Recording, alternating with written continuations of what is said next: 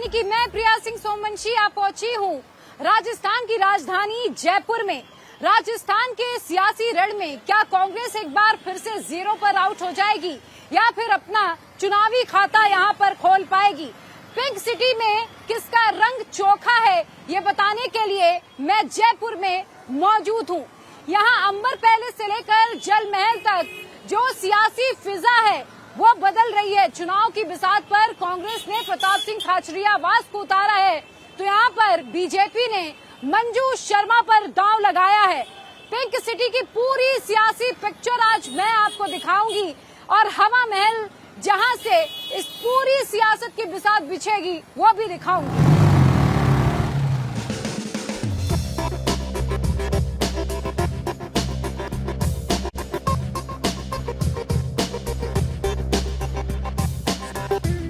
इस वक्त मैं मौजूद हूँ जयपुर के अल्बर्ट हॉल में, जिसे अल्बर्ट म्यूजियम के नाम से भी जाना जाता है।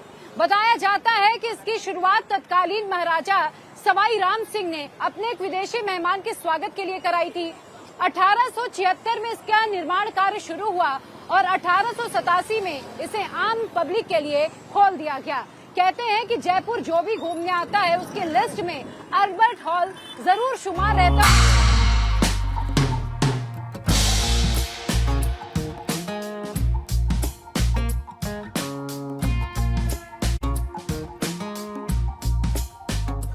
केंद्रीय संग्रहालय के रूप में इस अल्बर्ट हॉल को संजोया गया है, संभाला गया है और इसकी विरासत बताया जाता है कि 140 साल से ज्यादा पुराना ये अल्बर्ट हॉल है।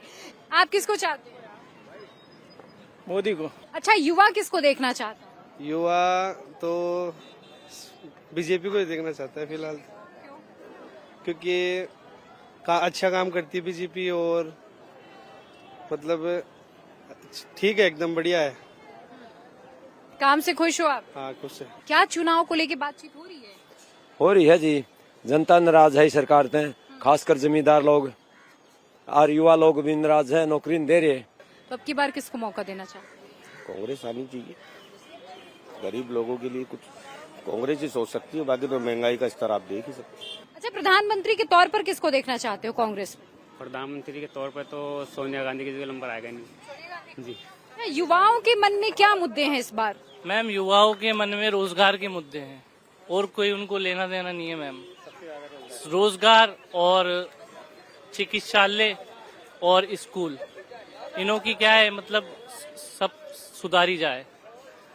और मैम, जो आज चल रहा है इंडिया के अंदर उस हिसाब से लोगों को जागरूक होना चाहिए, एजुकेटेड होना चाहिए, क्योंकि इंडिया में जो चल रहा है ना मैम, वो क्या है आगे जब जाएंगे ना युवा, तो क्योंकि एक क्राइम बढ़ेगा मैम, क्योंकि उनको रोजगार से भटकाकर कोई दूसरी दिशा पे ले जाया जा रहा है। युवाओं का कहना है कि उन्हें सिर्फ रोजगार से मतलब है, पेपर लीक नहीं होने चाहिए, परीक्षाएं होनी चाहिए, भर्ती होती रहनी चाहिए ताकि उनका जीवन संवर सके।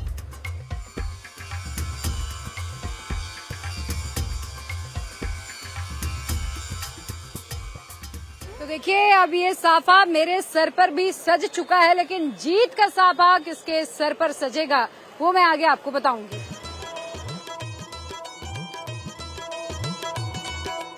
अच्छा, अब देश भर में चुनाव है, राजस्थान में तो डबल चुनाव, पहले विधानसभा और अब लोकसभा का चुनाव। साफे की बिक्री बढ़ी कि नहीं बढ़ी?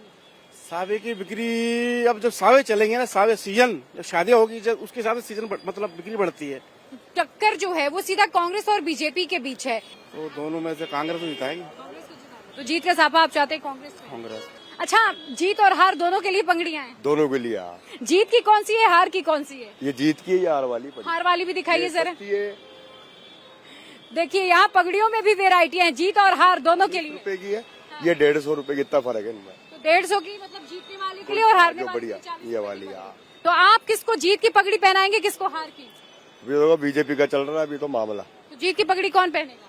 देखो अभी तो कह नहीं सकते, लेकिन टक्कर कैसी है? टक्कर देखो अभी तो थोड़ी बीजेपी थोड़ी आगे है। अच्छा, आप किसको जीतते देखना चाहते हैं?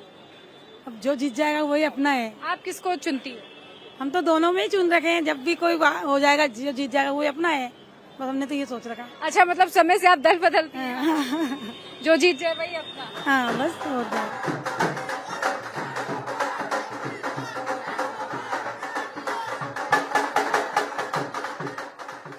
राष्ट्रकी वंदन की बात भाजपा करती है और इस बार भाजपा ने जयपुर शहरी सीट से मास्टर स्ट्रोक चला है। पहली बार महिला प्रत्याशी मंजू शर्मा को यहां से मैदान में उतारा है। क्या चुनौती और कितनी बड़ी जिम्मेदारियां? चुनौती तो चुनाव की तो कोई चुनौती है नहीं, जिम्मेदारी बड़ी है। मेरे जयपुर लोकसभा क्षेत्र को मैं परिवार मानती हूँ और परिवार की सारी जिम्मेदारियां होती हैं वो है। अच्छा, जयपुर भाजपा के लिए सेफ सीट रही है, यहाँ पर बहुत बड़ी चुनौती नहीं रही, लेकिन प्रताप सिंह खचारियावास के आने से क्या कोई चुनौती आपको नजर नहीं आ रही है? मुझे तो लगता नहीं है कोई चुनौती है, लेकिन चुनाव है तो चुनाव है। तो क्या तैयारी है? चुनाव देखो, तैयारी आप मेरी सारे कार्यकर्ता, हर एक जन और हमारा पार्टी के सारे पदाधिकारी, हमारे जनप्रतिनिधि सब मेरे साथ लगे हुए हैं जी जान से। महिलाओं का सम्मान इन्हें जरूर मिल रहा है, साथ जरूर मिल रहा है और इस रोड शो के साथ मैं भी आगे बढ़ रही हूँ। अभी जो हमेशा पार्टियां महिला आरक्षण की बात करती रही, लेकिन हमारे नरेंद्र भाई मोदी जी प्रधानमंत्री ने देश की आधी आबादी का बहुत अच्छे से ध्यान रखा है, चाहे 3 तलाक की बात हो या महिला सशक्तिकरण की। अभी शक्ति वंदन अधिनियम उन्होंने लागू किया और सबसे पहले पार्टी में उस चीज को लागू किया है। जो मत है जीत का वो और बड़ा होगा और बड़ा अंतर होगा, बड़ा होगा। तो जीत का आगाज आज से ही हो गया है। जीत का आगाज आज से ही कर दिया, पटाखे आज से छूटने लग गए। देखो ना आपके सामने, आपको लग रहा है माहौल में कितना उत्साह है सब लोगों में चुनाव को लेकर।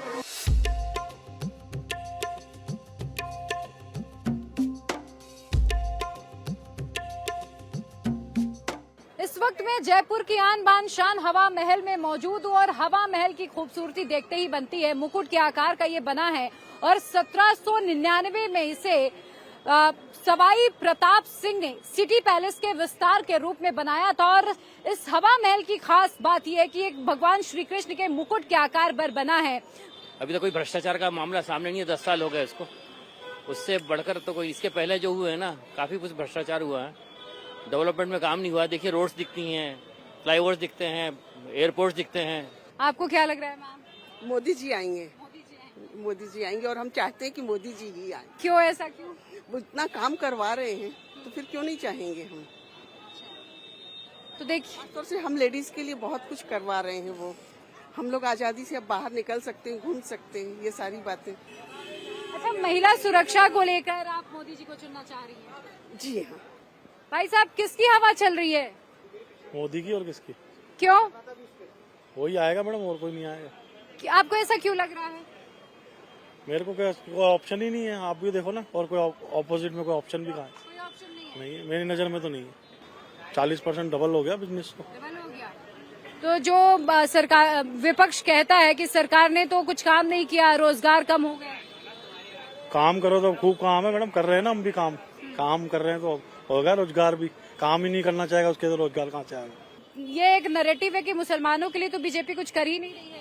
हमारे लिए तो करती है हमारे लिए तो। रोजगार बढ़े हैं, रोजगार नहीं, बिजनेस बढ़ा है। हाँ, नहीं हारेंगे, अभी नहीं है बिजनेस, अभी नहीं है, हारेंगे आगे।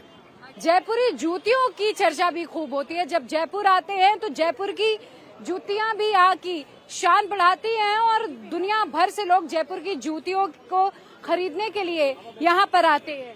अच्छा, ये बताइए, टूरिस्ट यहाँ पर बढ़े कि नहीं बढ़े? नहीं, टूरिस्ट मैडम आ रहे हैं अभी, बाकी अभी इतने ज्यादा नहीं आए हैं जितना पहले आते थे। किसकी चुनावी हवा यहाँ पर बह रही है हवा महल में? मैडम अभी तो फिलहाल बराबर सिमिलर सी दिख रही है। तो आपके देश में किसको देखना चाहते हैं? मैडम कुछ तो बदलाव आना चाहिए ना, जैसे राज्य में बदलाव आना चाहिए, केंद्र में बदलाव आना चाहिए, इसलिए। तो मतलब आपका कहने का ये मतलब है कि डबल इंजन सरकार नहीं चाहिए आपको? नहीं मैडम। तो केंद्र में आप इस बार किसको देखना चाहते हैं? कांग्रेस को। आप किसको चाहते हैं? बीजेपी को। क्यों? अच्छा काम किया मोदी जी ने, अच्छा डेवलपमेंट देखने को मिल रहा है, तो इस बार तो 400 पार होगी। अब की बार 400? बिल्कुल 400 पार होगी। कि जब जयपुर में है तो यहाँ की बंधेज साड़ियाँ भी बहुत प्रसिद्ध हैं और दुनिया भर से इनकी डिमांड आती है। मैं आपको बंधेज साड़ियाँ भी दिखाऊंगी और इस बार चुनाव में कौन बंधेगा वो भी बताऊंगी और किसको जनता का प्यार मिलेगा। बंधेज साड़ियों की बिक्री बढ़ी है जी।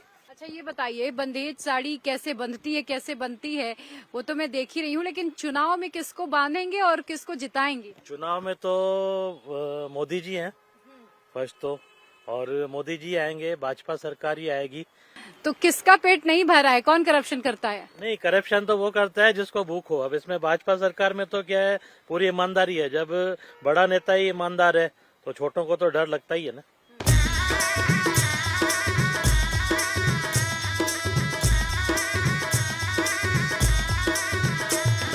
देखिए, मैं साहू चाय वाले के यहाँ पे आप पहुंची हूँ और इनकी चाय पूरे जयपुर में मशहूर है। जो लोग जयपुर घूमने आते हैं वो यहाँ की चाय का स्वाद जरूर चखते हैं।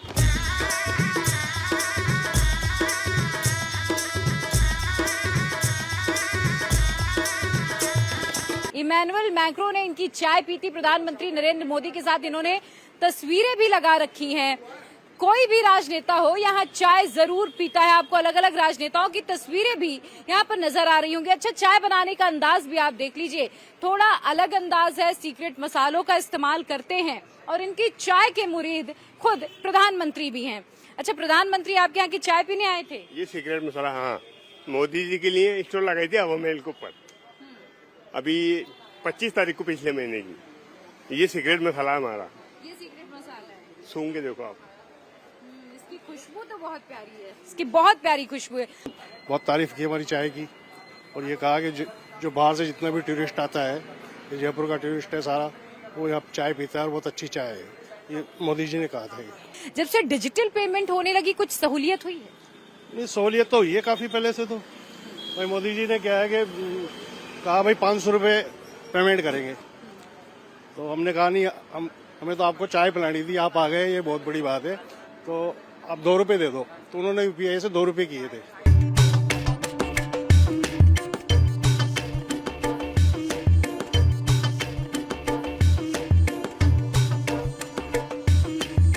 अरावली के चारों तरफ घिरा हुआ है राजस्थान, लेकिन यहाँ का जो चुनावी समर है पारा और ज्यादा बढ़ा रहा है।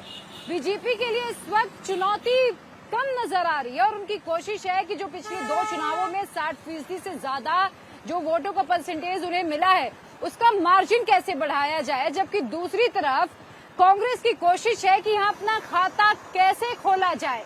राजस्थान के सियासी रण में जयपुर से फिलहाल इतना ही, लेकिन आगे अब दूसरे शहरों का हाल मैं आपको बताऊंगी। जयपुर से फिलहाल इतना ही।